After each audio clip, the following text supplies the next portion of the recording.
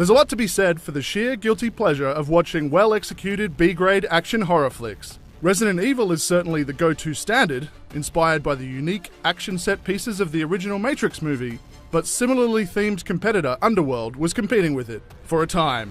While Resident Evil embraced the inherent silliness of sequel escalation, Underworld sticks to its Matrix-inspired guns, ultraviolet ammunition and all, for better or for worse. And now we've reached the 5th Underworld in the series, it definitely feels worse over better. Even as a guilty pleasure Underworld fan, I found the prologue for Underworld Blood Wars as essential as it was confusing. So it can jump into the latest melodrama as fast as possible, the prologue moves quickly to get you up to speed with critical backstory for returning protagonist Celine, played by Kate Beckinsale. Director Anna Forster wastes little time jumping into the action after the prologue, and the plot certainly moves at a blistering pace. Just as the Shakespearean light melodrama threatens to outstay its welcome, there's a burst of intense and well-shot action, or a major set piece to remind you why you pay to see Underworld movies. But sometimes, this pace comes at the cost of story payoffs. Veteran actors like Tobias Menzies, Charles Dance, and Lara Pulver handle the chewy, stage-like dialogue with aplomb, even if there seems to be little meaning in what's actually being said. Dance is criminally underused, and there's an event at the end of the first act involving his character that seems to be ignored for the rest of the movie, despite its implications. The setup is interesting enough, especially in how Blood Wars returns to the series' roots.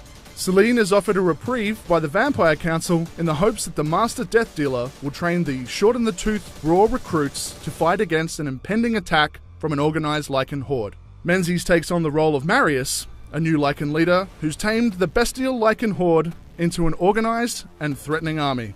Though this is ultimately a movie about a bump-in-the-night grudge match of vampires versus werewolves, there are some plot conveniences that detract from the usual serious handling of fantastical affairs. Blood Wars commits the cardinal sin of breaking the rules of its own universe in an effort to offer sequel escalation. That mostly grounded universe forged across the previous 4 movies is thrown out the window towards the end of the second act with the introduction of a poorly explored supernatural component. Many of the events of the movie ultimately add up to nothing in terms of their contribution to moving the series forward. There's one spoilerific component that creates room for a sequel, but in terms of the core thrust of the movie, the plot falls flat and delivers disappointing closure on one of the core motivations it pledges to explore from the outset. In the shaky cam days of Jason Bourne, though, Forster thankfully opts for well-shot and clear-focused action that highlights some great sequences, even if there's not a whole lot of originality at play. Beckinsale carries the movie with the same tact she has in the past, as a character chiseled out of granite with very little emotion who is at the top of her game when it comes to kicking ass.